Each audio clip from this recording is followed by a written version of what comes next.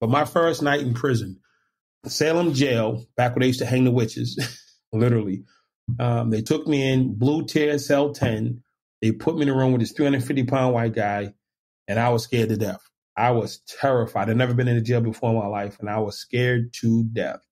And me and the guy started talking, and we started playing cards, and I beat him like out of a 6-pack of soda, and I was feeling cool because I was a card player as a kid. And then he said, "I'm not paying you." I sat on my bunk. I was like, wow, this guy's chumping me, but I don't know anybody. I don't know anything. I'm just going to shut up. And after like 3 or 4 hours of sitting on my bunk, I took the one soda can he gave me. I bent it to a ripped in half. I jumped off the bunk, I kicked him in the head. I put the soda can to his neck. I said, "If you don't pay me, I will kill you." I said, "You got me totally confused." I said, "I will kill you. You will pay me or I will kill you." Flat out. And I just couldn't take being robbed. I'm Srini Rao, and this is the Unmistakable Creative Podcast, where you get a window into the stories and insights of the most innovative and creative minds who've started movements, built thriving businesses, written best-selling books, and created insanely interesting art. For more, check out our 500-episode archive at unmistakablecreative.com. Andre, welcome to the Unmistakable Creative. Thanks so much for taking the time to join us. Oh, man, it's my pleasure to be with you. Yeah, it is my absolute pleasure to have you here. So I actually found out about your story by way of my friend Benjamin Hardy, who was a guest here on Unmistakable Creative, and he referenced you in his book. And your story just sounded so insane that I was like, we have to talk to this guy, all of which we will get into. But before we do that, I want to start by asking you, what religious or spiritual beliefs, if any, were you raised with, and how did those end up impacting your life? Well, I was actually raised in a Christian family. And I just say my mom and my sisters and everybody went to a Christian church. And I went for a little while. They used to make us go. Then they stopped making us go. And then I didn't really like the people over there because just a lot of stuff happened between the leadership in the church and some of the female members of my family. And I just, as a little kid, it didn't sit right with me. Even though everybody was an adult, it was still out of order. So I just grew up with this real resentment, if not hatred, towards people who are in the church. Wow. So, because they made me feel less than, and I couldn't defend, even though there was nobody being kidnapped. I just felt it was out of order, and I couldn't stand up because I was like a 10-year-old or a 12-year-old. I wanted to say something, and I just couldn't. Yeah. So for the longest time, I did not like church people. So, I mean, like, my parents have become more religious as they've gotten older. And, I kind of have the same attitude that you did. Like, for me, my biggest issue with all Indian religious traditions is that they're too time consuming. Like, just go to an Indian wedding and you'll see that. But I wonder, for so many people, I've realized as I've gotten older that religion is often a source of meaning. It's a source of community. It's a source of connection. Most of my friends, my parents' friends have also come from the people that they've met at Temple. And so I wonder, in your life, then, what did you replace it with to get that same sense of connection, meaning, and all those other things that other people get, from going to church? Well, I don't know why they go. I know why I didn't go. And I got my sense of community from the friends I had in the neighborhood and your friends as you're 10, 12, 13, 14-year-old kids. It's the kids you go to school with. It's the kids you play football after school with. It's the kids you hang out with. Then it's the kids you hustle with. So we started hanging out in, say, the second and third grade playing football in the dirt. And we had this little group, we had a little football team. We played other streets, other parts of the neighborhood. We go play football games. We were probably like 9 guys on our team. And then we just grew up playing football in the dirt and then chasing girls and then stealing cars. And then we were together since third grade. So those are the guys you live in your neighborhood, proximity. So whoever lived nearby. And then whoever went to school with you, whoever ended up in your class. What was in proximity, you had your same name. I mean, the basics. Then whoever's in the juvenile probation place that you got along with, and whoever's in the county jail, and whoever's in the state jail, who you align with. It's all proximity and neighborhood stuff. So the kind of neighborhood that you grew up in, to the best of my understanding, is not, like the neighborhood that's like the best one. I mean, from what I understand, you grew up in poverty. But, the thing is, when I talk to people like you, I always want to understand what I think are my misperceptions of the kind of neighborhood that you grew up in, because I think that the perception of the kind of environment you grew up in for people like me is, John Singleton movies, which isn't entirely accurate. I know there's probably some accuracy to it, but what misperceptions do you think that those of us who grew up outside of environments like that have about environments like the one you grew up in? Well, you can take the guns, the stolen cars, the weed smoking stuff out. The thing that they don't show in those movies collectively is the mental trauma that's put on people. So as a young kid, I was made to feel like I didn't matter. As a young kid, I was taught that I was second class. As a young kid, I was taught that I wasn't important. So it's for me, I remember the mental burdens and trauma way more than just like the bad neighborhood or guys getting shot or people hanging on the corner smoking weed. I mean, that just becomes commonplace. People hanging in front of the liquor store, people hustling. That's just commonplace. I don't even really, those folks in my mind didn't impact me in as much as the way I saw myself and the way I thought the world runs. So I had 3 basic lessons that I operated under. 1, it's okay to hit people. As my mom got hit, anybody can get hit. 2, I'm going to protect myself. Because when kids threw rocks and names at us when we rode the bus trying to get to school, nobody came to help us. And 3, I can quit on anything I want because my dad walked out of the house. I can walk out of the house. I can walk out of a situation. So it didn't matter if whatever it was, that was my lens. And the thing that they don't capture in the movie is that the lens that you generate or create from what you see and you experience. And those are the things that really drive you. And for me, the lens that I had was it's okay to hit people. I can just beat people as often as I want. I can just quit whenever I want. And I became a professional quitter.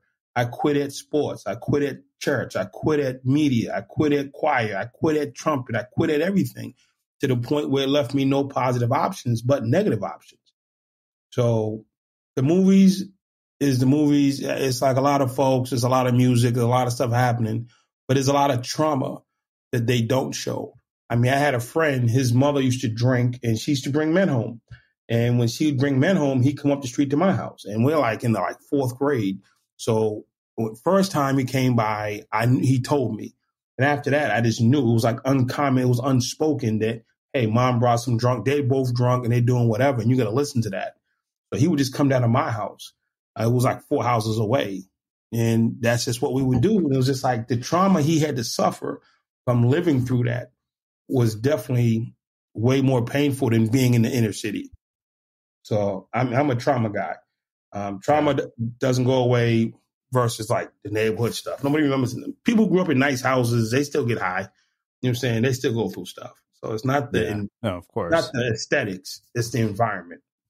Yeah. Well, so speaking of environment, I mean, your dad leaving, what impact did that end up having on you and the choices you've made? And I'm not sure if you have kids, but I wonder if you do, how your dad leaving would impact the way that you would raise kids.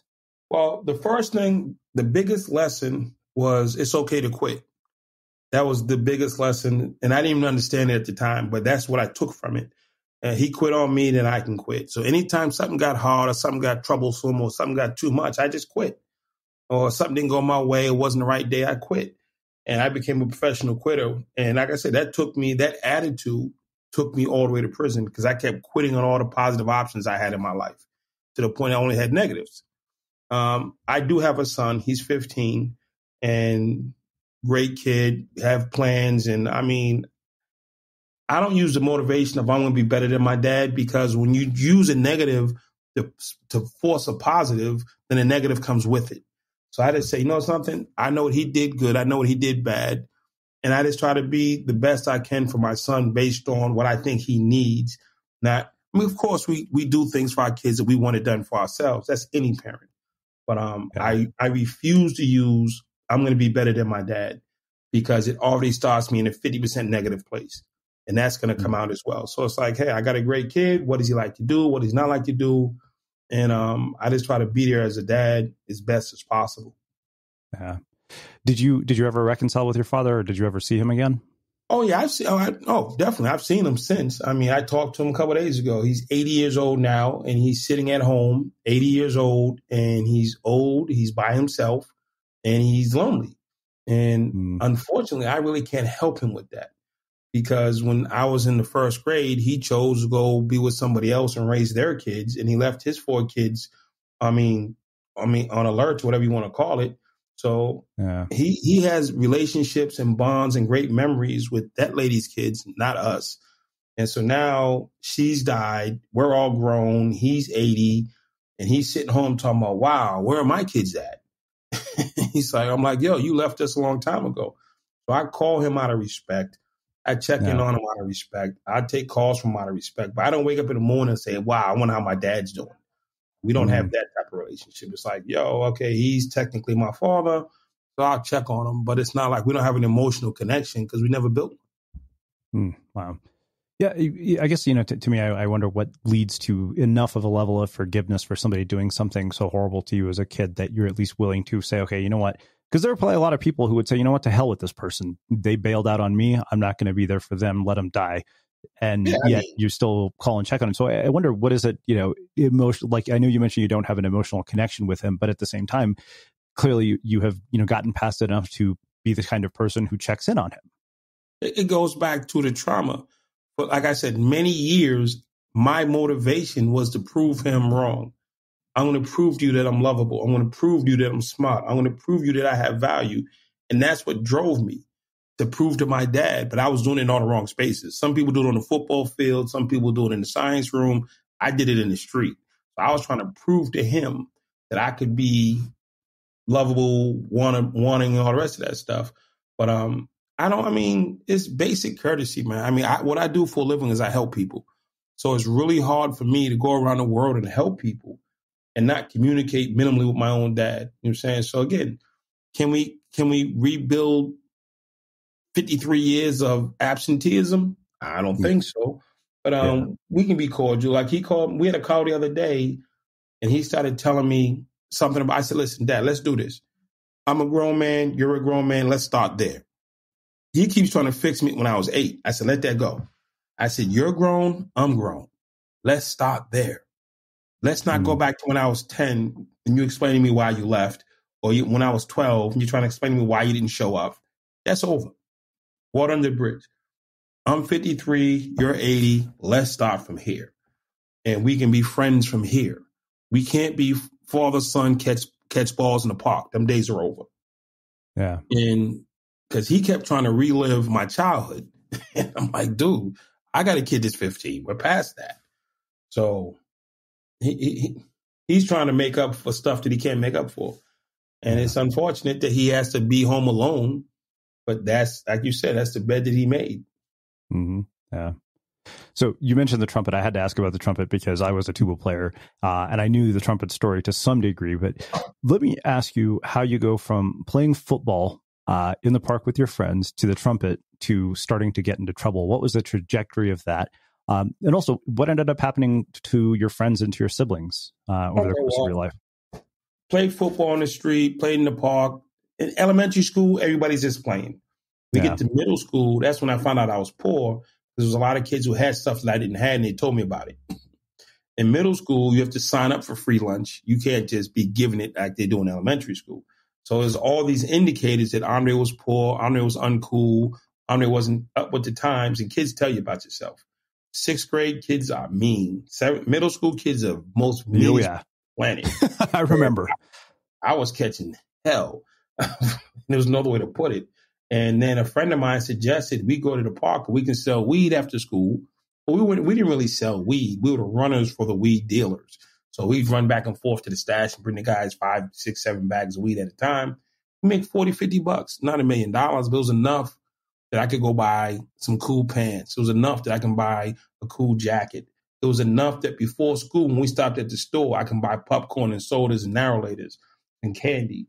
And that stuff allowed me to fit in. So I got on that track of going to the park to make a couple extra dollars because that was available to me. I mean, it was just an option that was there for me, that I could go to the park and be a runner for drug dealers and they'll pay me $40, $50 to do it. And my mom didn't have $40, $50 to give me every day. You know what I'm saying? So it was just my way of taking care of me. She's trying to take care of a household with 6 kids. So I'm like, I got to make my own way. And I started. And then 6th grade, a teacher gave me a trumpet because everybody back in the days was in a band. So she put me in a band, gave me the trumpet, and I just got good at it. I mean, I had it and I just played it every day. It was before video games. It was before a lot of stuff, before internet. So you played your trumpet. I just got really, really good at it. When I got to high school, my friends who weren't in band told me band was stupid and uncool. And they told me either get rid of the trumpet or get rid of them. So you got a 14-year-old kid who's on his own. He only has this group of friends. And they're going to get rid of me if I don't get rid of the trumpet. So I didn't have enough courage to say that this is my out. I didn't even know it was my out. It was just something that I did. So nobody really explained to me that this was my ticket out of poverty. This was my ticket out of trauma. This was my ticket to like another space in the world. I just saw it as something that I did. Nobody ever really sat down with me and explained to me Miles Davis and Dizzy Gillespie and none of that. I just played the trumpet. It's like playing basketball and never hearing of Michael Jordan or LeBron James. Never heard of the NBA. You just played. Then one day somebody says, that's stupid. I didn't know there was an NBA. I didn't know there was a professional league. I didn't know there was a whole life that went beyond ninth grade band. So when they said give it up, I didn't have the long-term vision to see where it could take me. So I'm like, it's whatever. This is something I've been doing. Not that I didn't take it serious. I didn't know enough about it to know what I was walking away from. Yeah.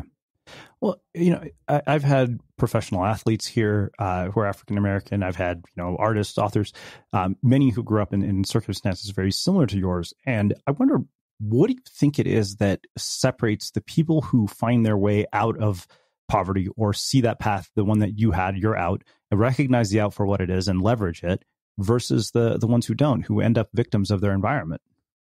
It's not, okay, I would say mentors. So if you're playing sports, you automatically have a coach. So you have an adult male in your life that's there, that's holding you accountable, that's helping you grow and be better, that has standards set for you. Even as a band member, I had a band coach, even though he didn't spend the type of time with me that a football coach would, but had my band coach walk me through more of that. But I was like the only out of control kid in the band. Whereas like you don't have like a lot of thug kids in the band. So yeah, I know. The band coach wasn't really equipped to deal with me. I wasn't supposed to be a great trumpet player. I was supposed to be like a great something else. And had I played football, that coach deals with adolescent boys who have high energy. And I had a nerdy band teacher who was super cool. Love Mr. Ellis. But he wasn't equipped to help me with my problems. So the people you see who ending up with mentors, coaches, people in their lives who can hold them accountable, I'm saying that makes a major, major difference. Let's take Muhammad Ali. He was just a poor black kid in Louisville. He ended up in the police station over a stolen bike, and the police officer took interest in him and taught him how to box. Mike Tyson, who was in jail for robbing and mugging people, and one of the coaches took him to the gym instead of taking him to solitary, and one of the coaches started mentoring him. He went and got Customato. Customato was the difference in Mike Tyson's life. Two things. One, the person who introduced him to Cuss, who saw enough to give him a chance, then Cuss being willing to step up and help him guide his life. And I don't know the name of the cop who taught Muhammad Ali how to box, but you need that person who's going to walk you through, because at 10, 12, 13, 14, you know what you know, which is nothing, and compared to the world. So you got a guy who's 13 years old trying to navigate the world with limited experience, have no exposure. So you need that adult figure who can guide you through. It's not going to get you. I tell people, falling in a hole is not a bad thing. Somebody has to teach you how to climb out. Yeah. So learning how to climb out of the hole is more important than skipping over the hole, because you're going to fall in the hole sooner or later. So that mentorship is immense, and it makes a huge difference. And most of the people that you come across have probably had that person that they can point to. This podcast is supported by AT&T Active Armor. Cooking between meetings, helping with homework, or walking the dog. Work from home is distracting already. And when you finally get down to work and focus, the phone rings and it's a fraud call. Don't let fraud calls disrupt your flow. AT&T makes your security a top priority, helping block fraud calls with AT&T Active Armor. It's not complicated. AT&T Active Armor. 24/7 proactive network security, fraud call blocking, and spam notifications to help stop threats at no extra charge. Compatible device/service required. Visit att.com/Active Armor for details. Want the dramatic stuff? The epic, edge-of-your-seat sort of stuff? You know, the good stuff. AMC Plus has it all. Fan of all things fantasy? Don't miss the new AMC Plus original series Firebite, a new spin on the vampire genre premiering December 16th. Binge new episodes of The Walking Dead's epic final season and catch up on the fan phenomenon, A Discovery of Witches, before the final season premieres in January. Plus, piece it together with Lucy Hale and the new exclusive series Ragdoll, available ad-free, on demand, and through the platforms you're already on. Sign up today at amcplus.com. AMC Plus, only the good stuff. Well, you brought up police, and I knew there was no way I wanted to get out of this conversation without talking to you about race relations. One, I wonder when you fair enough. So like I said, this is why I wanted to have, I wanted to get the perspective from you, because we get one perspective usually, and we don't hear it from the side of people like you. Like I had Chris Wilson, who told me about what it was like, and he said, people get shot and the police wouldn't even show up half the time. So what did your parents teach you about what it meant to be Black in America while you were growing up, and what did you internalize that to mean? And two, when you see what has happened, particularly over the last year, as somebody who has been through our entire criminal justice system, in a way that most people don't, what do you make of it? I'll start with my first introduction to the police was a non-introduction. I watched my mother be beaten for years and nobody came to help her. So there was no saving grace or no agency out there protecting my mother. Didn't exist. And then you fast forward to when I'm now first grade, 8 years old, white kids are throwing rocks at us and calling us niggers. There's no agency stepping up to protect us. So my first lessons about the police was they're not there to protect me or my mother. That's the first lesson. Nobody told it to me. I just witnessed it. Nobody's protecting my mom. So I don't believe in an agency that's here to protect us because I don't see it. Then when they threw rocks and stuff at us, nobody showed up to help us. So there's no agency coming to help me. So when I found out what the police were, then you go look at the tapes, the police were out there calling us niggas too. So it's like, okay, they're not here to help us. Then when I became like 5th grade, 6th grade, I remember distinctly, I lived in an all-Black neighborhood, of course. At the bottom of my street, there was like a drugstore. This is back in the days when they had the soda fountains, and white people ran the drugstore. And the mob or whatever group they were from, actually, you go down there, it would be a building full of white people. They just sit around all day. They ran the numbers. They ran the drugs. They governed the neighborhood. And our neighborhood was governed by an outpost of whatever these white folks were from, with the drugs and the numbers and the rest. And we were kind of like, everything ran through them. One of my first jobs as a kid was like riding on a globe truck, on a newspaper truck. The guy'd pay us like 20 cents a stop or something. We'd run the newspapers off, but it was all centered around this one little enclave of white folks who governed all the criminal activity. And I remember later on when the Black guys finally ran them out of town, but they were able to stay because they had police protection. Police protected them. If you did anything to them, the police would come back and retaliate, and you couldn't retaliate. You couldn't beat the police. When the police protection wasn't there because the police force diversified, the lights were coming on or whatever, then the Blacks were able to run them out, and now the Blacks are controlling all the criminal activity. So I don't see it as race relations. We live in a white country. And it's not good, bad, or indifferent. It's not like I'm not trying to move to another country. I've been to Africa. I've been to Colombia. I've been to a lot of places. I'm not trying to live anyplace else, but we just generally live in a white country. Like today, I'm in Arizona. That's not good, bad, or indifferent. It's just a fact. I look at this yesterday. We had a gentleman go into a store in Boulder, Colorado, and kill 10 people. I live there in Boulder, so I know. Made no sense. It's horrible. No. That's 1,000% horrible. Traumatizing. I mean, to the point where the White House is flying flags at half-mast in solidarity with the 10 families in the community. Now, I look at the city of Chicago. They had 800 murders last year. What is the differential? Why there's no flag at half-mast? Why is CNN not out there? Why is Fox News not covering it? Why is the president not saying this is a tragedy? We've had 800 people murdered in a city. You're having 10, 20, 30, 40 people killed in a weekend, and it's acceptable. It's culturally acceptable that 800 Black people can be murdered in Chicago. It's completely acceptable that 30, 40 people can be shot in a weekend in Chicago. And nobody covers it. I'm not saying nobody cares, but nobody's really trying to change the narrative.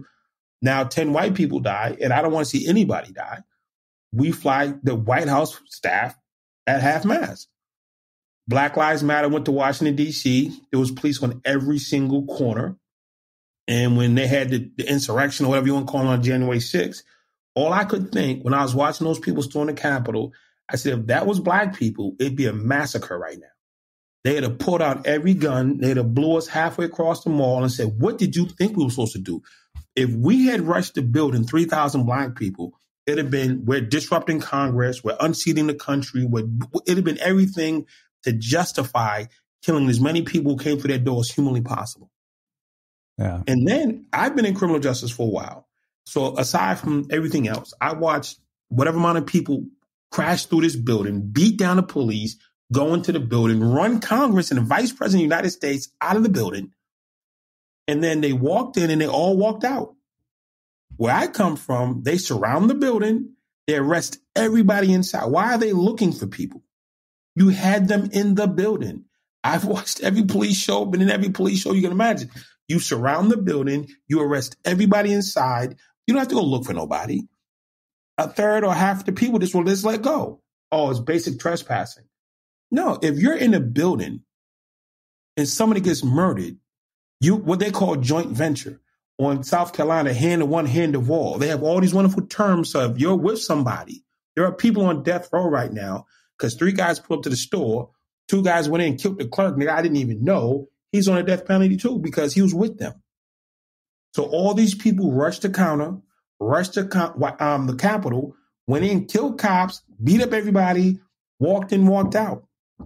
Why did they surround the building and just arrest everybody who crossed the threshold minimally? If it had been black people, there'd been a lot more bodies and everybody would have went out there in handcuffs. I know police procedure. They did not follow it because they look at white folks differently than they look at black folks. I'm not upset about it. I look at black folks different than I look at Spanish folks or Asian folks. I'm not upset about it. They're just facts. We live in 2 Americas. There's rules for white people and there's rules for black people. And I accept that. I'm not upset. I'm not complaining. I'm not lodging a lawsuit. I just accept, and I have accepted since I was a child, there are 2 sets of rules. There's what you can do around white people. There's what you can't do around white people. There's what white people can do. There's what black people can't do. It's just a fact. There's not a lot to it. Yeah, I'm not upset about it. I just accept it. Yeah, no, I mean, it's interesting you bring that up because Isabel Wilkerson wrote this amazing book called Caste. And I brought this up on the show before, but I remember you going through that and looking at how policy was created. It's been probably 50 plus years since the civil rights movement, and we're still having this conversation. But she said, if you look at actual policy and how it was crafted, it was literally written to basically, exclude African Americans. And you look at that and you're like, wow, that literally is a definition of systemic racism. Well, I mean, my thing is this here. We go back to movements in the black community. You can say Malcolm X, you can say Medgar Evers, you can say Martin Luther King, you can do a bunch more. If you try to lead the black community into a better space, you got murdered. There are shows on Netflix now called COINTELPRO. They had actual agencies that was set up through the federal government and the FBI to monitor and watch black people to make sure that they don't rise up. So Fred Hampton was known as a black messiah. He's leading black people. He's feeding kids. Now, did they have guns? Sure. They're not running up on every militia that has guns because, they look like us. They give them the benefit of the doubt. And that's, I don't want you to listen and say, oh, he's up. I'm not upset. I understand where I live. I understand who I live with, and I understand the rules. So as long as we can be honest about the rules, they were beefing the other day about women and men in the the NCAA tournament. The women's stuff is horrible, and the men's stuff is top of the line. The truth is, what nobody will say, the men generate millions of dollars and the women don't. That's what my roommate said when they were talking about that. Unequal? Why is it unequal? The men generate millions of dollars and the women don't. So that's why they treat the men better. I mean, I want the system. I got a friend who's a coach of South Carolina basketball team. I know her sister. I root for them. I watched the game last night. But I'm not confused as to why there's two systems. The men generate a lot more money than the women. So they put their emphasis, is it fair? Is it accurate? Is it the right thing to do? No. But is it true? Yes. Yeah. I deal in truth. You know what I'm saying? Not like it'd be nice if everybody was treated equally.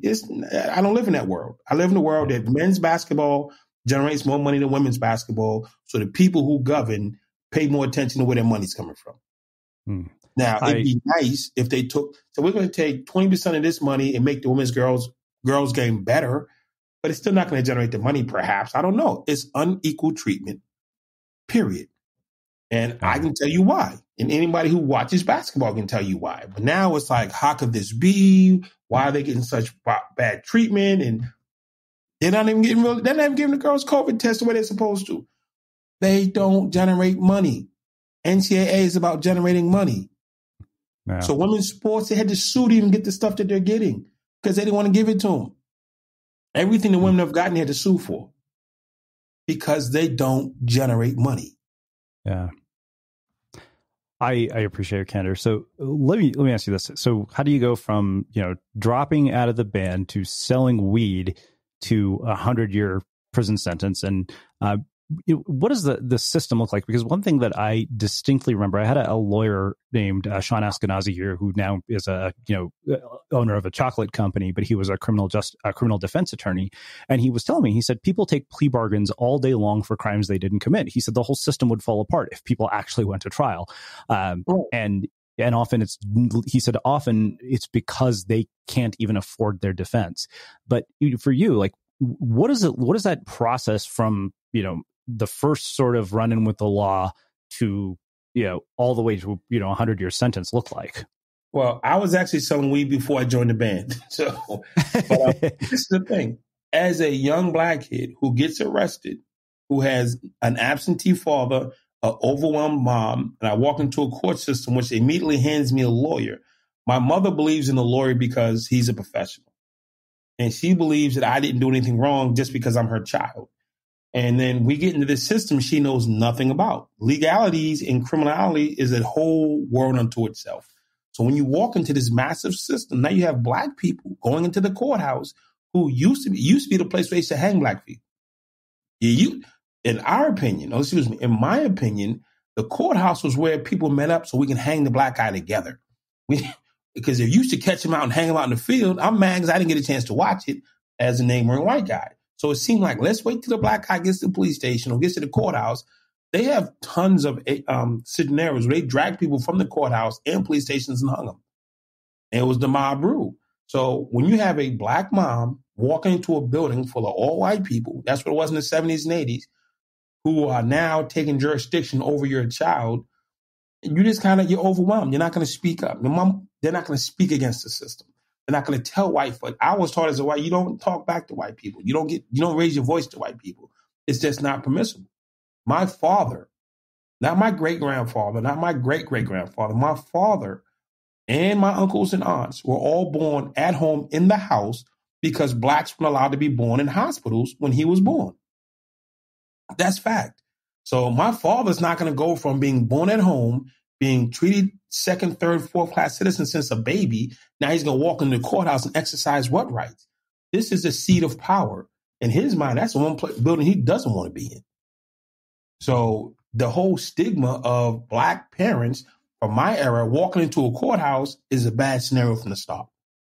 And then they don't understand any of the processes or the protocols or what's really happening. And they're trusting on somebody who doesn't have our best interests at heart. His job or her job is to defend or just get me through the process. So now when the judge and the DA says you need to take this, you take it. It starts with the arrest. The arresting officer can give you a pass and say, you know something? You had one joint, you had whatever, I'm going to let you go. He arrests you. Then he writes up the charge. Then when the DA comes in, they either up the charge. So they scream, they take the charge for something basic, then they make it, you got caught with weed in your pocket. When you get to the courthouse, they make it possession with intent to distribute, which adds another 5 years to the sentence. Why is it intent to distribute? Because now the DA has leverage to make you plead guilty. He didn't care that you weren't intending to sell it. He wants you to plead guilty, so he has to create leverage. And so what happens is, you did it, and you don't want to go against the system. You're trained not to fight the system. So if white people say you're guilty, you're guilty. That's it. That's the system I grew up in. Now, that system is somewhat changing, but at the same time, you take the kids out of New York City, where they decided these 5 black kids raped this lady in the park, and we're going to make it so.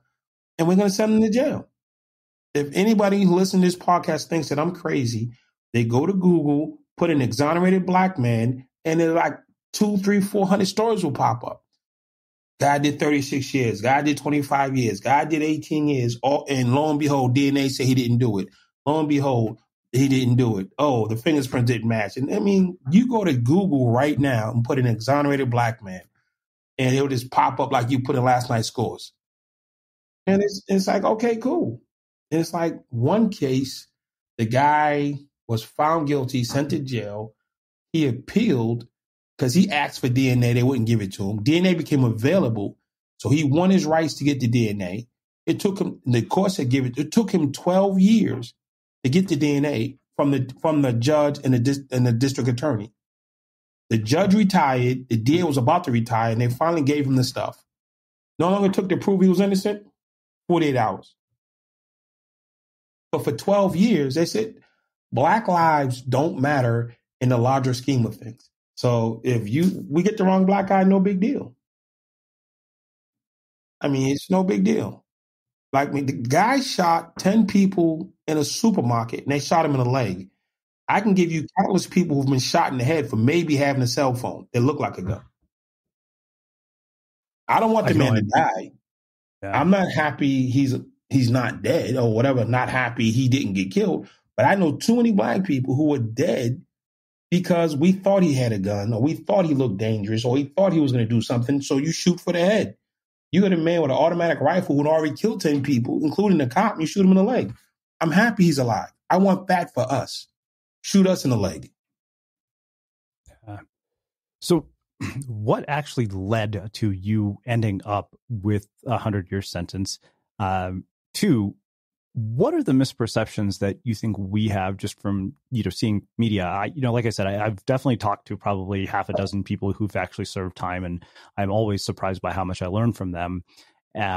Not only about my misperceptions, but, and I've also, had an opportunity to visit San Quentin because we had one of our former podcast guests who started a tech incubator inside of San Quentin. And I remember these guys showing me all the apps they had built and all this stuff. It's like, wow, even I can't do any of this stuff. That's mind blowing to me.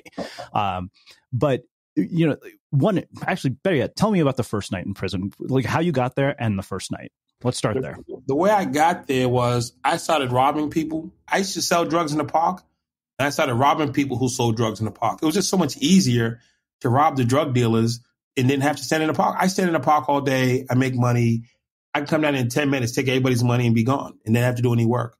It was just so much easier taking money from drug dealers than actually selling drugs. So that's why I started doing it. I started taking the money from drug dealers because it was just so much easier. It was more lucrative and you worked a lot less. So that's what I started doing. And as I got older, I kept finding new ways to rob drug dealers. I actually went to jail for armed home evasion, and the house I robbed was a drug house. I got charged with armed robbery of a motor vehicle. I stole the car to go do drug house robberies. So I robbed drug dealers, and I stole cars to go rob drug dealers. And I had guns to rob drug dealers. So when I got to court, they started giving me sentences, 7 to 10, 2 9 to 10s, 2 10s, 2 15 and 20s, and a 5. When I got to prison, I got into the culture of staying alive and dominating, and I got 2 attempted murder convictions while I was in prison and had an additional 10 years added to my sentence. Wow. But my first night in prison, Salem jail, back where they used to hang the witches, literally, they took me in, blue tier, cell 10. They put me in a room with this 350-pound white guy, and I was scared to death. I was terrified. I'd never been in a jail before in my life, and I was scared to death. And me and the guy started talking, and we started playing cards, and I beat him like out of a 6-pack of soda, and I was feeling cool because I was a card player as a kid. And then he said, "I'm not paying you." I sat on my bunk. I was like, wow, this guy's chumping me, but I don't know anybody. I don't know anything. I'm just going to shut up. And after like 3 or 4 hours of sitting on my bunk, I took the one soda can he gave me. I ripped it. I bent it to a ripped in half. I jumped off the bunk. I kicked him in the head. I put the soda can to his neck. I said, if you don't pay me, I will kill you. I said, you got me totally confused. I said, I will kill you. You will pay me or I will kill you. Flat out. And I just, because the whole thought of being, I didn't know anything about prison culture or nothing crazy. I just couldn't take being robbed. I robbed people. And then that happened and it gave me status. And it was some gangsters in the prison. One day, some guy threw some water off the tier and they got on the guy downstairs. And the guy yelled up to his friend, hey, fucking the spook threw water on me. And the guy ran up on me and he grabbed me. I'm like, I literally didn't do it. And he starts cussing me out. He's yelling at me and I'm just standing there taking it. One, I have this mindset, you don't fight with white people. 2, I'm in prison. I don't know what the hell's going on. And 3, this guy's wrong. So I don't know why he's yelling at me. And I'm just standing there while he's cussing me out. Had he just walked away and said, you better not do it again, and just walked away, I'd have been marked for like all kinds of problems. I'd have been weak. I was a coward. I was a chump. I got disrespected. I'm soft. I probably got robbed, beat up 20 minutes later. Then he did something he shouldn't have done. He put his hands on me. He grabbed my shoulder or something. When he grabbed my shirt and he started putting his finger in my face, as soon as he grabbed my shirt, my mind snapped out of it. Like, I know what to do now. I know what to do with the old white guy yelling at me. But when you put your hands on me, I know what to do. I grabbed his shirt and just started punching. I punched him like 35 times in the same eye. Dislocated his eye. He's on one knee. I'm trying to rip his head off. Now I'm like, okay, I'm celebrated. Because, I mean, for the first 3-4 minutes of it, I just stood there like a chump. Then when he grabbed my shirt, I snapped in the auto response. Somebody puts their hands on you, you beat their ass. So I started beating them. Now I didn't got the first guy and I got the second guy. And I started seeing, hey, violence works in here. And I just started putting together a team. We started extorting people in the prison. You had to pay to live on our tier. We started beating people up and making them pay to live on the tiers. And then the COs supported it. The COs were like, hey, we don't like that guy. So we beat the guy up for the CO. And the COs had the thing, whatever the toughest gang is, they work with them instead of working against them. So since we ended up with the toughest gang now, we had all kinds of latitude from the COs and the staff to do stuff just because we actually ran the jail on the inside. But my first day in jail, terrified. Wow.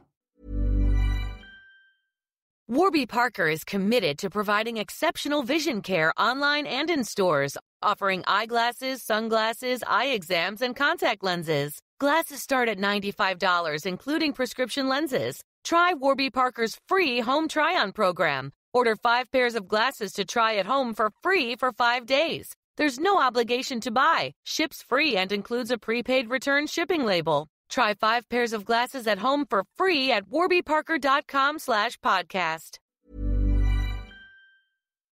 This episode of The Unmistakable Creative is brought to you by ThoughtWorks, a global technology consultancy that's hiring senior and lead developers, data engineers, infrastructure consultants, and more to join them in their roles across the United States.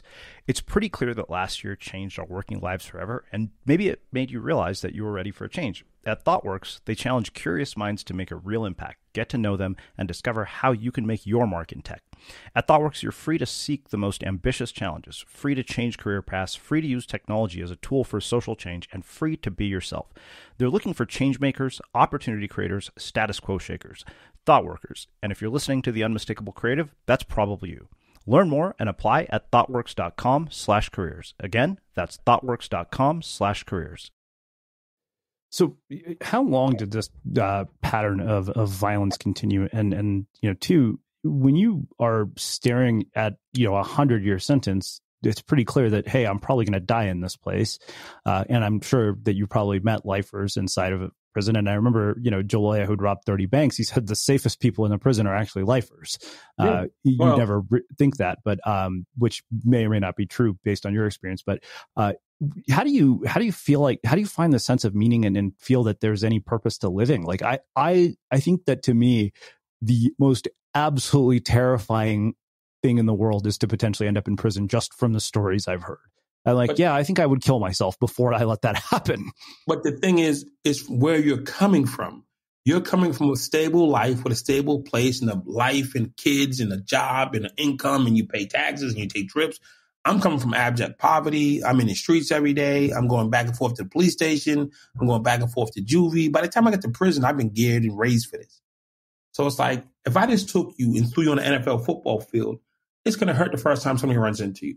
But if you've been playing since Pop 1 of football, it's nothing. You're built for this. So you're not built for prison.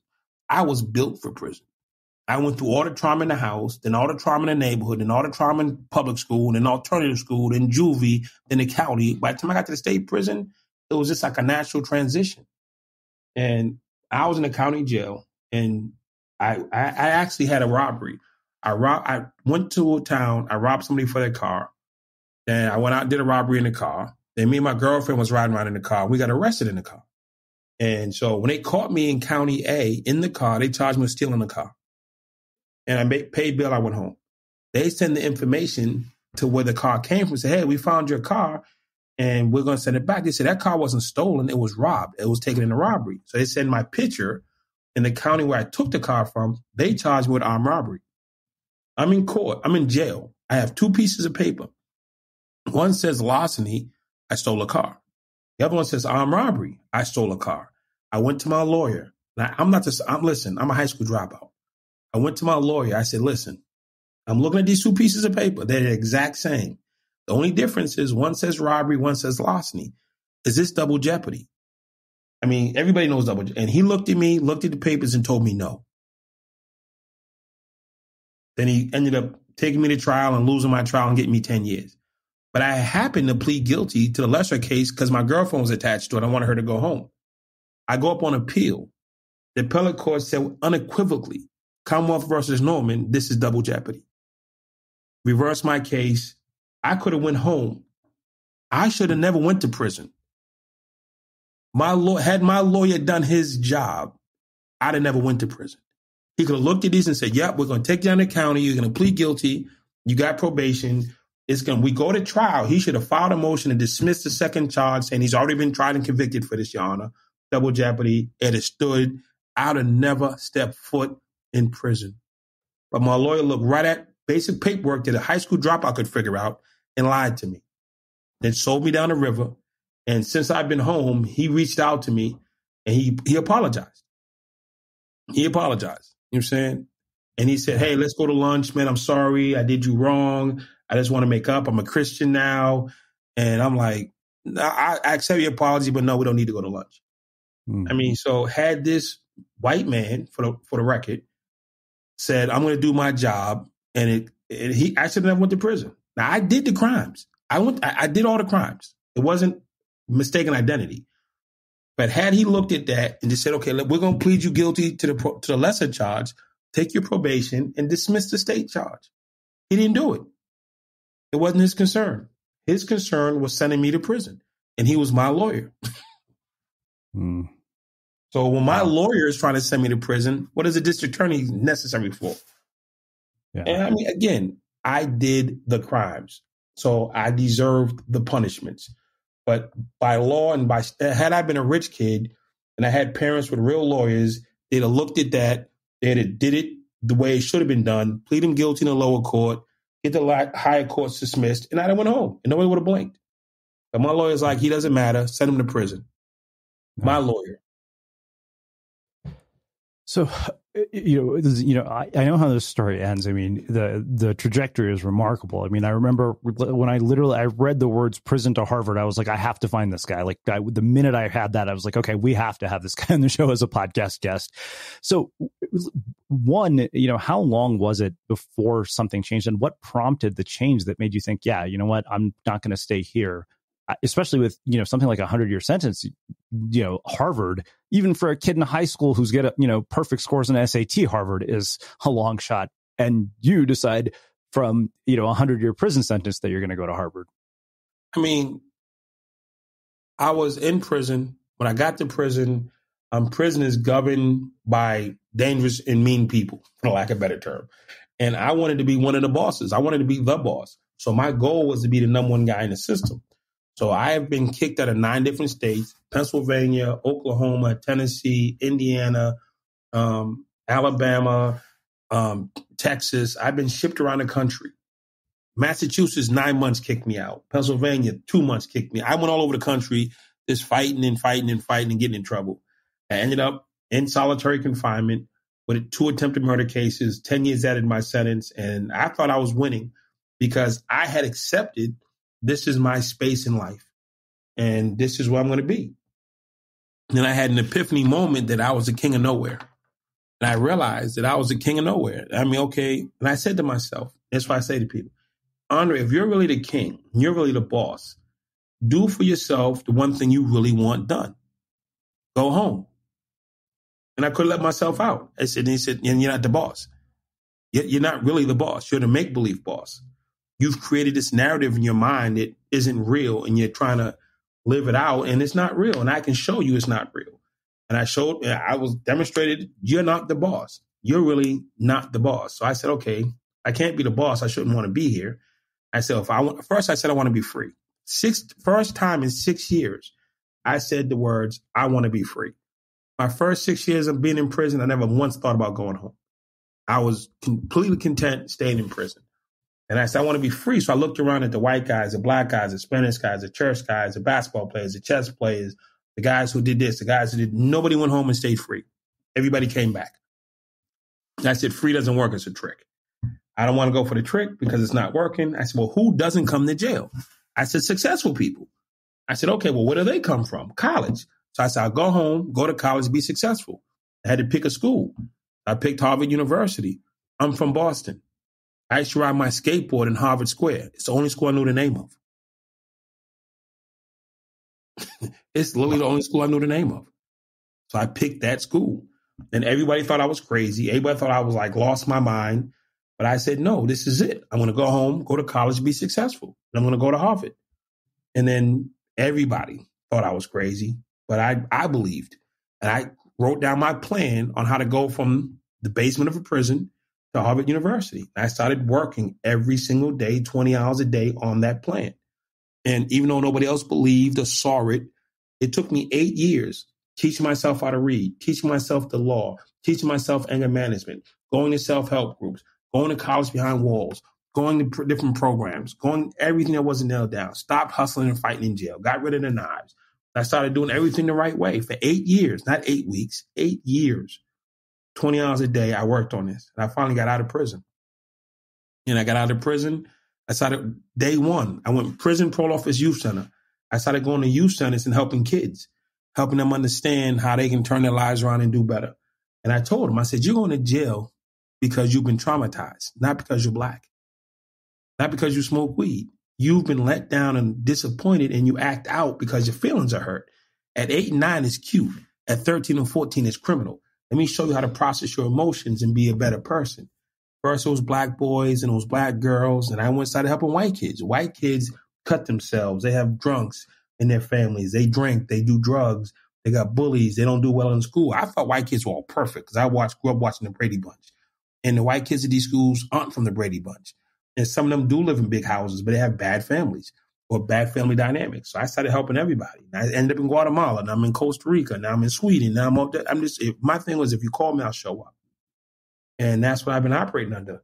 And I just said, I'm just going to keep going. And then in 2016, I got the call from Harvard and they wanted to do business with me. And they said, well, what do you want? I was like, so I'm like top guy in social justice. I'm working in Ferguson and all the rest of the stuff. And they're like, yeah, what do you want? I said, I want a fellowship. I said, I want a fellowship. And they gave me one. Dr. Charles Ogletree, who raised up Barack and Michelle, gave me a fellowship at Harvard Law School. And it was 25 years when I got the email, anorman at hsu.harvard.edu or whatever it said exactly. And I was like, 25 years. Since I came home from prison, I've worked at the White House. I've worked at Congress. I've worked at London Business School. Worked at MIT. I've worked in 30 different countries, but I never quit on my goal or my dream. Don't let somebody else redirect your goal and dream. And it took me 25 years, but I got there. And when I got there, I cried that day. They gave me that email. I'm not even gonna lie. And it was just like, I started to send everybody an email to say, look at me, look at me. And I thought about it. Nobody believed. I said, to hell with them. I'm not sending anybody an email. This is for me. I didn't do this for them. I did this for me. And it was like a great accomplishment. And in my life, people have goals. And I work with people, entrepreneurs, business owners, athletes, and they all have goals. My goal is I'm going to die. And when I die, they're going to put a tombstone on top of me. I'm working for what they're going to say on their tombstone. Right now, it's going to say Harvard Fellow. It's going to say Honorable Son. Because it was a few years ago, I went to my mom, because my mom's number one issue in life is, are my kids going to be okay after I leave? And I've made enough money, and I've done enough good stuff that I could say to my mom, I will take care of my brothers and sisters after you're gone. There will be nobody homeless in our family. There will be nobody destitute in our family. We have enough money saved up through the stuff that I've done that your kids will be okay. And I helped my mother with her biggest issue in life. Her kids will be okay after she left. And for my dad, what I did, he's from Petersburg, Virginia, small town in VA that was really tough to grow up in during Jim Crow South. I went back to Petersburg where I hated hearing his stories, but I went back to Petersburg. I worked with all the people, did a whole 2 weeks of outreach. I've been going down there for like the last 3.5, 4 years now. Went down there, did yeoman's work for like 2 weeks straight, did everything for free. And when it was all said and done, we sat in the office. I said, it's time to pay up. I called my dad on speakerphone. And the first person said, hi, my name is John Smith. I'm the mayor of Petersburg, Virginia, and I want to thank you for your son's work. Hi, my name is John Smith. I'm the police chief. Hi, I'm John Smith. I'm the fire chief. Hi, I'm the school superintendent, all from his town he grew up in. And they all thanked my father for me coming there and doing the work that I've done. They sent him this giant plaque, him saying on behalf of the city. He grew up there. He loved that place. He hated the place. I didn't know anything about the place, but I went back there for him. And I wanted to say, okay, I'm doing this for you.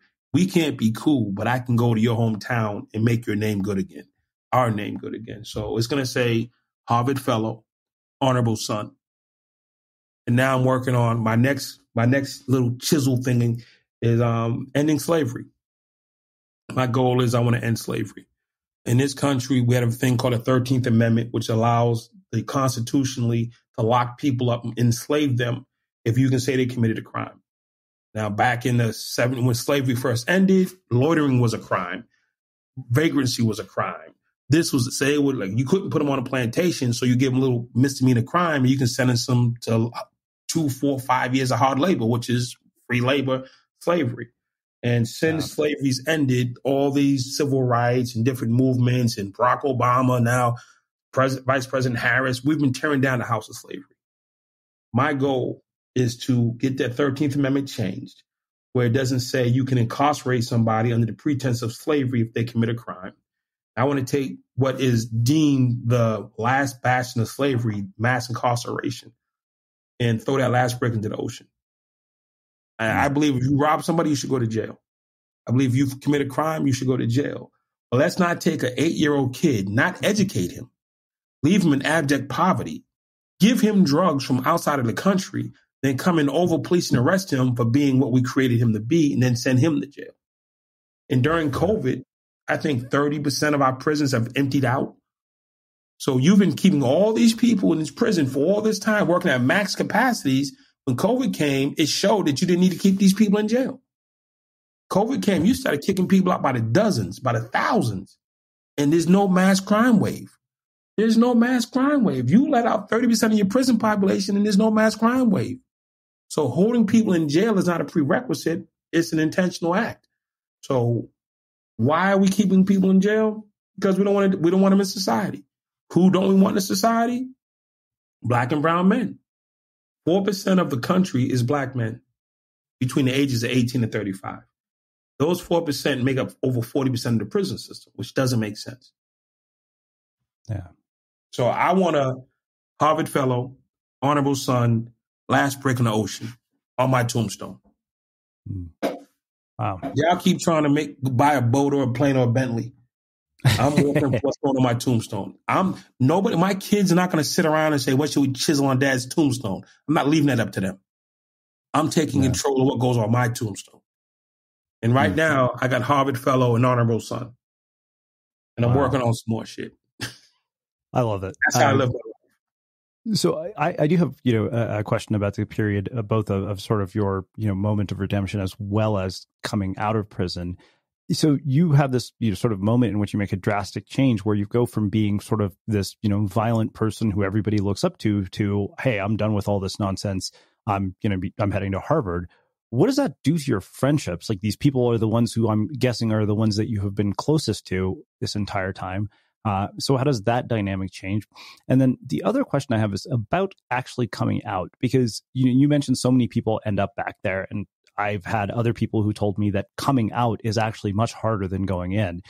Like one of our former guests said, when you come out, everything just feels overwhelming. Like, she was telling me she couldn't even go into a grocery store because she had not seen that much stimulus. So she had to be very mindful about stores she went into. She said it was much harder than you think coming out. But then the other thing is, you look at recidivism, and I very distinctly remember this moment. It was the day that we went to visit San Quentin, and of course, like, there's all this protocol and procedure just to go inside the prison as a visitor, as you probably know better than anybody. And while we were waiting, a guy who had served a sentence for 30 years walked out of the gates, and he had somebody there to take him home. And and I remember that night I had dinner with a former podcast guest who had also been in San Quentin. And I remember telling him the story. He said, wait a minute. He's like, do you have a picture or anything? He's like, oh my God, I know this guy. He was like, thank you for telling me. But, from what I understand, people are set up to fail when they come out. Like, we don't have structures and regulation to actually, set them on a path that doesn't put them back where they're at. Okay, well, I'm going to cover the first question. My friends initially thought I was crazy. They thought I lost my mind, and they thought Dre just snapped. People snap every day in jail. I mean, they just lose. A lot of people just go crazy, and they just start doing the shuffle, and they start hearing voices. So people thought Andre hit his wall. He went crazy initially. Then when I started making momentum, people were like, okay, we're seeing him, but we don't think it's going to work. It's never going to work. You know what I'm saying? And when I walked out of jail, when I actually walked out, it gave people permission to try the same thing. So prior to me, there was he's crazy, it'll never work, it's stupid. And then when it worked, now everybody wants to do it. So I talked to my mental health counselor, I talked to my GED teacher. Enrollment went through the roof the day I walked out of prison. Went through the roof. Because if you got that guy out here, let's go back to Jackie Robinson. He wasn't the best baseball player. And when he got through, then everybody's like, well, if Jackie can go, I can go. And if he can do it, I can do it. It gave permission to other people to try to better their lives, because the system is designed to destroy you. The system is designed to beat you down. It's only in the last 15 years they come up with this concept of reentry, and we want to help people. No, you don't. You say, in theory, you do, because it's public pressure. The public is saying, you've been holding these people for 10, 20, 30 years. What are you doing? We're coming home and killing everybody. So they had to come up with the concept of reentry. Now you're asking the people who are tasked with holding you and torturing you as to helping you. So I ask you this question. If I took you to the Middle East someplace and some Al-Qaeda group snatched you up and threw you in a prison, how many years would you have to be in that prison before you trusted them? Well, God forbid that I ever end up in this situation. Probably a long time. How many years would you need to spend as an American citizen, a good blue, red, white, and blue guy in an Al-Qaeda prison before you trusted your captors? I don't think I ever would. That's what you're dealing with in America. You have black people who've been raised up in a system where they've been oppressed and beat down. Now you're throwing them into prison. Now you're saying, when are you going to, we need you to trust us. For the last 50 years of incarceration, we've been oppressing and dominating and crushing you. Now we need you to trust us. The fact that you might be here illegally, the fact that you might be here is innocent, the fact that we've been beating the shit out of you for 20 years, the fact that we've been doing whatever to your communities for forever, forget about that. I need you to trust us, because there's social pressure on us as corrections to say that we're helping you. You're not going to get inmates trusting staff. It's just not going to happen, because there's too much history there that says you can't be trusted or you shouldn't be trusted.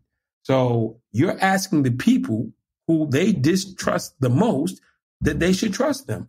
This is why recidivism is so high, because there are programs. I want people to be clear. There are programs in jail, but the people don't trust the programs. No more so if I took you to an Al-Qaeda camp and left you for 3 years and said, hey, they're going to teach you how to read now in Arabic. They're going to teach you how to do this. They're going to teach you how to do it. Even if you do go, you're not going to trust none of it. You can't. You know there's some kind of trap door or something, I'm saying, not bad about this somewhere. There's something negative about this someplace in here because you just inherently don't trust the enemy. And for young black kids who take the criminal justice route, not all black kids, police and law enforcement is the enemy. So if you're a young black kid and you're in a criminal way, law enforcement is the enemy. So now I'm being held captive by my enemy, and I'm supposed to trust my enemy hard, if not impossible. So my friends are trying to, now we didn't trust them. And you don't really need to trust them to get the services, but there's a roadblock in that relationship space. So when I came home, it gave my friends permission and other people permission to try the services, but not establish relationships. And since I've been home, one of the first things, your friend was right. When I came home, there's talking cars, there's talking phones, there's white people jogging through my neighborhoods, all kinds of stuff. And I went my first day out, prison, parole office, youth center. I went in to go to youth center to talk to the kids because I promised them that I would, because I was running a program at the state prison with the kids from juvie. When I walked in the youth center, you know what I saw? You know what I felt? It was a locked facility. These kids were in a locked facility. And when I walked in to go talk to them, guess where I was? Inside of a locked facility. And I felt at ease and I felt at home because I understood being in a locked facility. So every single day for like the first 3 weeks, I would go up to the juvenile center to volunteer, mainly because I wanted to help the kids. And secondarily, because I knew how I could feel safe in a locked facility. Nothing was going to be talking to me. Nothing was going to be moving. There was going to be nobody jogging by with a dog. I'm in a locked facility and I feel comfortable here. So I would volunteer so much. It was pathetic. They thought I worked there, but that was my decompression time. I could go in here and for these 2 or 3 hours, I'm safe because I understand the spacing, because the mental trauma of being locked in a facility, institutionalized for 14 years, didn't walk away the day they let me out. So I needed to go to the juvie center and volunteer so I could feel safe for 3-4 hours a day because I'm overwhelmed at every turn. My phone, cell phones, cars, people going and coming, there's all kinds of stuff happening. I couldn't keep up. Well, what I would do is go to the center for 3-4 hours and just hang out. Sometimes I stay in there 6-7 hours because I knew when I was in that locked facility, juvenile or not, I was in an atmosphere, in a space that I understood and I felt safe. And over time, I let that go. And another thing I used to do, I'd be sitting in my bed 10 o'clock, 11 o'clock at night, and I'm having anxieties about being free. I'm having guilt about my friends stuff. I would get in my car. I would drive out to the prison, which is only 45 minutes outside of the city. And I'd sit up on the highway. And from the highway, I could see the prison. I could see over the prison wall. And I could see like the commissary. I could see the laundry where I used to work. I could see the housing units. And I'd sit up there for like an hour, hour and a half out on the highway, just looking at the prison. I knew who was in what cell. I probably did that like 4 or 5 times. I would just drive out to the prison and sit up on the highway and just sit there 11, 12, 1 o'clock at night. And I felt connected to my folks because that's where I grew up. I grew up in that building and all my friends are in that building. All my memories are in that building. So it's probably a good 4 or 5 times I drove out to the prison and just sat up on the highway and just sat there. Didn't go near the wall, just sat there and felt connected to the folks that I had left behind. So between driving out to the prison and going to the juvenile center, that's how I got over my being overwhelmed when you come into society, because now you're taking a person who didn't get an education, who has immense trauma, who has no skills, who's been in prison and traumatized and institutionalized for 10, 12, 14 years. You're throwing him into a world moving 1,000 miles an hour. When he left, it was moving 20 miles an hour, and he couldn't keep up then. Now you throw him in the world that's moving 1,000 miles an hour. He definitely can't keep up now. And it's like you go to what you feel comfortable doing. So you go around the people in the places where you feel comfortable. You're saying those are probably bad places, which leads to, okay, did anybody help me with my trauma in jail? Probably not. Did anybody help me with anything else in jail? Probably not. And it's not just the physicality. Prison's about mental. There's 3 types of people in prison. There's a 10% who govern. the leaders. There's a 60% who are the rank and file, the soldiers. Then there's 30% of people who get abused, raped, and beat just for waking up. They're the victims. Now, when one of those three guys, all three of those guys walk out of prison, the guy who was the leader, he has not a false sense, but he has a sense of how he should be talked and treated. But he walks out, you're nobody. It's like a freshman going to college. You're nobody. I don't care how cool you were at your high school, you're nobody. And that nobody thing is hard to contend with when you've been somebody for so long. Your word governs life or death. Now you're nobody. Get on the back of the bus. Get out of the way. Do you have this? Do you have that? So that's a culture shock. Then there's the soldier who's been taking orders from the boss for 10, 15 years. He needs somebody to tell him what to do. Now he has to figure it out by himself. He doesn't know how to figure it out. So he's floundering because he's looking for commands and there's no commands. So he's stuck. He take the person who was raped, beat, and robbed for 10, 15 years. He needs immense therapy. He's a victim. He's been tortured for 14 years. He woke up every day for 14 years talking about, is it going to happen to me again today? Is it going to happen again today? And now you let that guy out and somebody's patting him on the back talking, oh, you're a tough guy. You did 14 years in prison. You're a warrior. No, you're not. I'm saying there's 3 levels of people and there's 3 levels of trauma and there's not one size fits all. So people are taking this one size fits all approach and it'll never work. You can't stick those 3 people in the same room and say, here's one piece of paper, figure it out. Nobody's taking into account the real trauma that happens. I'm not excusing why people are in jail or why, whatever. Real shit happens behind those walls. And that has effect on the individual. And that individual's walking out. And the people who are stepping up to help them has no understanding what it's like to wake up every day and waiting to be raped. Waking up every day, waiting for someone to give you an order to go stab somebody.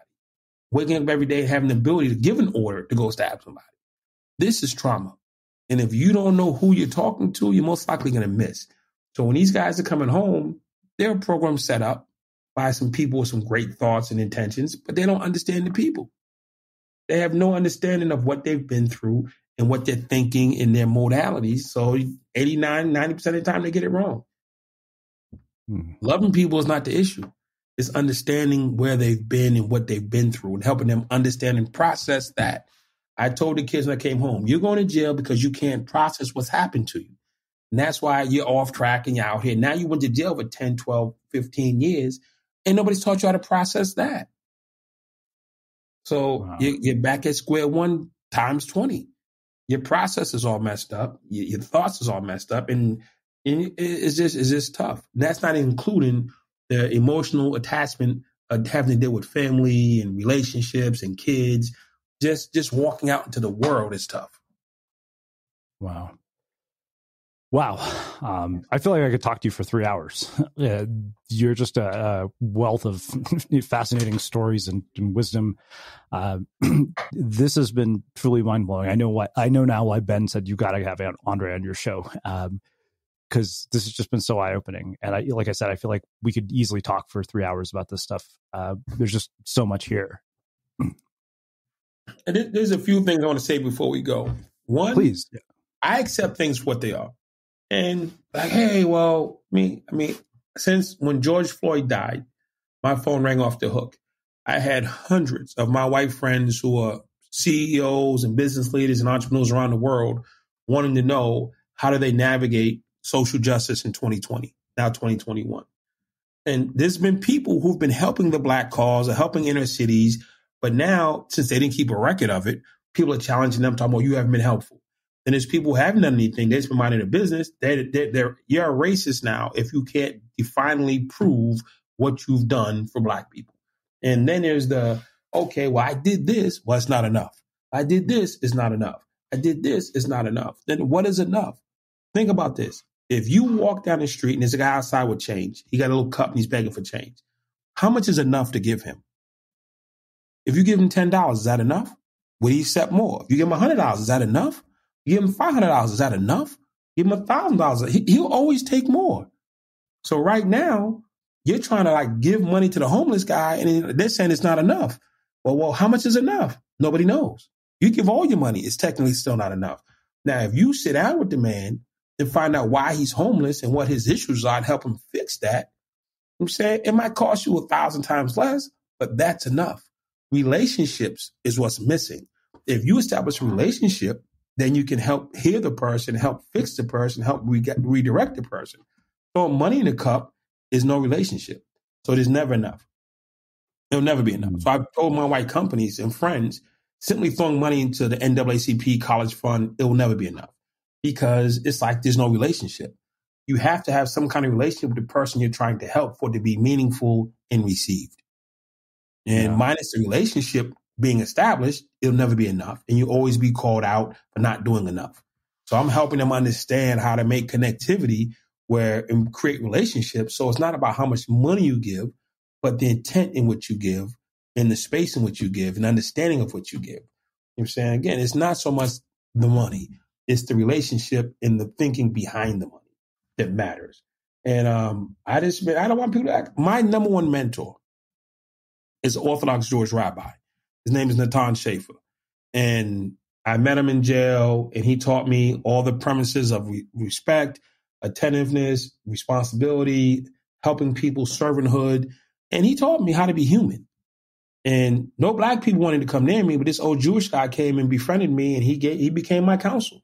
And to this day, he's my number one mentor. And you don't have to be black to be my mentor. You don't have to be from the hood to be my mentor. Just care about me, be consistent, have capacity, and have courage. And you know what I'm saying those things matter. So it's like people think, well, what do we need to do? You need to sit down and have a conversation and ask real questions. You know what I'm saying? Ask real questions of yourself. Ask real questions of people. I went to a baseball game once. It was St. Louis against somebody, game 6. I had this old white couple from Illinois who came down to watch the game. And we were up there together. And I literally spent 7 innings answering every black question they've ever had in their life. They're probably in their 70s. They're like, they're going to die in 20 years. And they have all these questions of why black people do stuff. They never had a chance to ask them. And when they met me, it just turned out to the dynamic. They started asking me those questions. And we sat there for 7 innings. I answered every black question they had ever had. And people kept trying to save me. I said, I'm good. They need to get this off their chest. So there's white people who are listening to this podcast who have questions and they know they do, but they don't know how to ask them. They're scared, uneasy, uncomfortable. And until we start having uncomfortable conversations, it's never going to be fixed. You know what I'm saying? I have a friend named Keith Cunningham. He says, until the unspoken is spoken, you can't get a solution. So you can't hide the thing that's really bothering you in your heart and think you're going to get it fixed.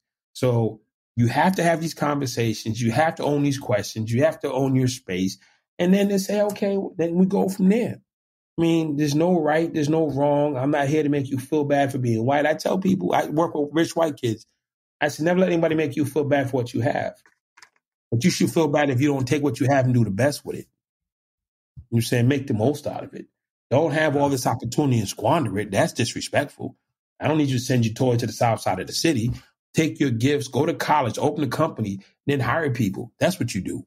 That's how you help the poor. You know what I'm saying? Since you are privileged, use your privilege to open doors down the line. Get your degree. Don't drop out of college. Get your degree, open a company, open a law firm, and go help people. Dropping out of college is helping nobody. You know what I'm saying? Get your life together, then reach out. And start where you live. There's enough white kids in this country who are suffering that, I mean, I'm pro-black, but I want all kids to be well. So help the people where you live, and then that'll give you the courage and the wherewithal to reach out beyond that. If you're not helping your own kids, I don't want you helping mine, because you probably ain't good at it. If you ain't got time to help your own kids, please stay away from mine. You know what I'm saying? Help your kids first. Don't feel bad that you have, I can't do this. It's not politically correct. I don't care about political correctness when it comes to my son. My son comes first. I help him. He's straight. Now I help other kids. If I wasn't helping my own kid, I'd be a hypocrite trying to help somebody else's. So, I mean, I just want people to know we have to accept what is. We have a dual system country that favors white people. And we have some other systems in place that aren't really good, you know what I'm saying, for long-term growth and connectivity amongst people in this country. And let's dismantle some of the BS that's holding it down. We know what it is. We have an educational system that doesn't educate black kids, doesn't educate poor kids. There's kids in rural areas that don't get educated too, who are white. But if you go back to slavery, there was a time as a slave, it was against the law and punishable by death if you learned how to read and write. That's when slavery first started. Let's fast forward to 2021. We have 40, 50, 60% dropout rates in so many communities. You're not educating the kids still. We can go get moon rocks from Mars. we can teach a third grader how to read. There has to be a way we can teach a third grader science and math if we can find moon rocks and Mars. We got people flying rocket ships on their own to the moon now. Come on, Elon Musk built his own rocket ship, but we can't teach a third grader how to count? Wow. You have to say at some point, this is intentional. Let's fix that. I'm not saying give everybody 40 acres and a mule, but let's give them good public schools. We can teach them how to be educated. Because an educated mind, two things, doesn't need to rob a bank, and you can't enslave an educated mind. So if you educate somebody, they're less likely to rob a bank, sell drugs, or break in your house. But same token, if you educate somebody, now you got to compete against them, and you can't enslave them. And the I'm better than you mentality goes away, and the privilege goes away. White privilege is really rooted in the fact of education. You have a superiority system where education is the defining factor. It's the educated versus uneducated right now. It's not just white, black. And I believe if I could fix one thing, it'd be the public school system. If we fix the public school system where mass majorities of poor people live and go, we would right this country in 2 or 3 generations. And all this turmoil left and right would probably go away. But if we don't educate people, you're going to keep dealing with uneducated people doing uneducated shit, which is not good. And prisons will stay full, drugs will stay full, and treatment centers will stay full because we won't do the basics. Wow. Incredible. Well, I have one final question for you, which is how we finish all of our interviews at the end. Yeah, I'm a Red Sox fan. Of course. That was before Jay-Z bought in. Yeah. What is it that you think? Well, not Jay-Z, LeBron brought in. LeBron brought in. Okay. I did not know that. This news to me. LeBron brought into the Red Sox. Great fan. What is it that you think makes somebody or something unmistakable? What makes somebody unmistakable? When somebody determines that they love themselves and they invest in themselves and they're not scared to shine and show who they are and what they believe in. That makes somebody unmistakable.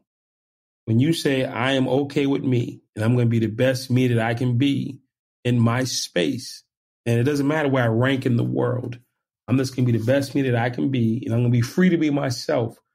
That freedom and that acceptance gives other people the ability and power to do the same. And when you accept, something, I'm not going to be the number one basketball player in the world. I'm not going to be the number one CEO in the world. I'm not going to be the number one dad in the world, but I can be really efficient and really great in my own space and stop chasing the Joneses or the number one tag.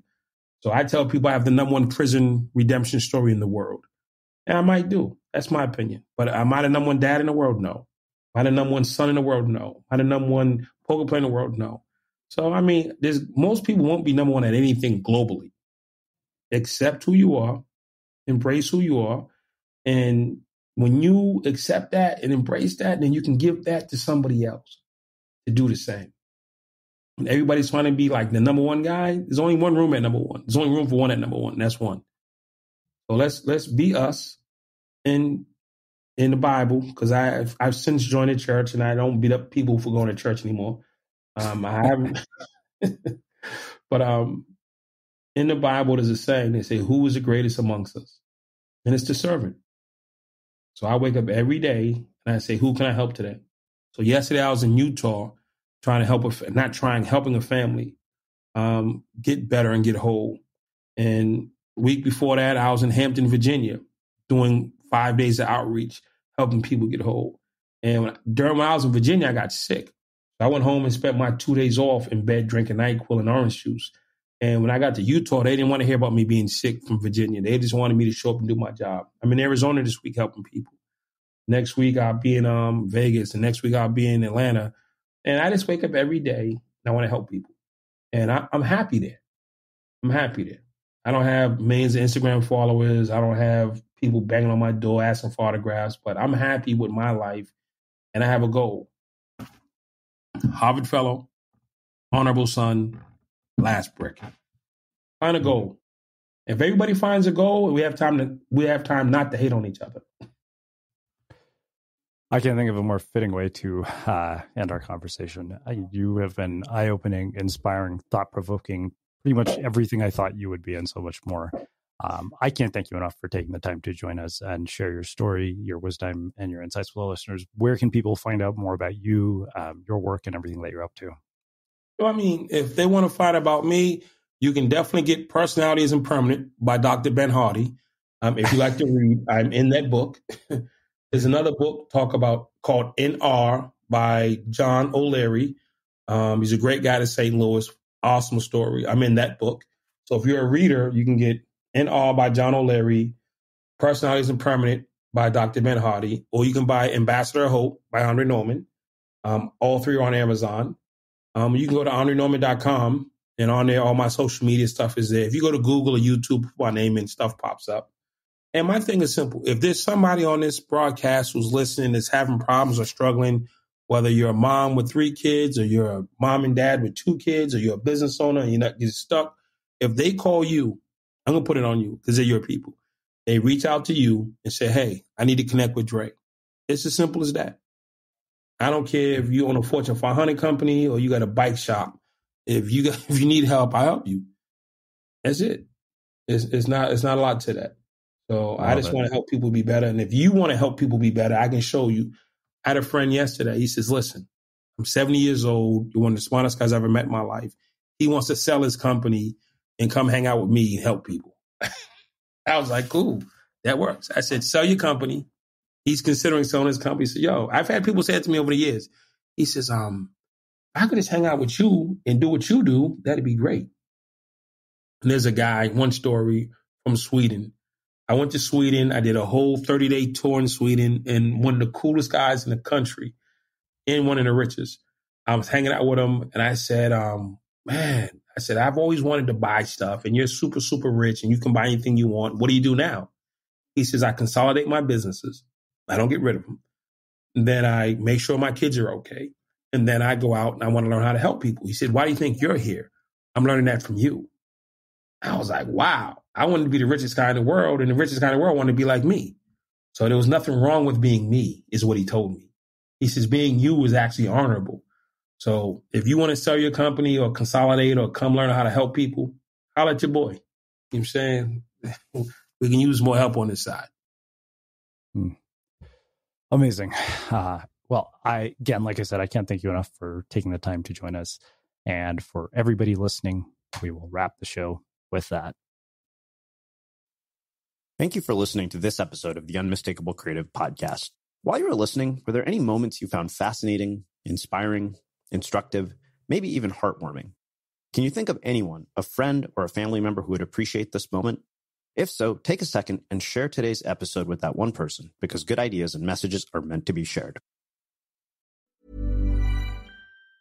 This podcast is supported by AT&T Active Armor. Cooking between meetings, helping with homework, or walking the dog. Work from home is distracting already. And when you finally get down to work and focus, the phone rings and it's a fraud call. Don't let fraud calls disrupt your flow. AT&T makes your security a top priority, helping block fraud calls with AT&T Active Armor. It's not complicated. AT&T Active Armor. 24/7 proactive network security, fraud call blocking, and spam notifications to help stop threats at no extra charge. Compatible device/service required. Visit att.com/activearmor for details.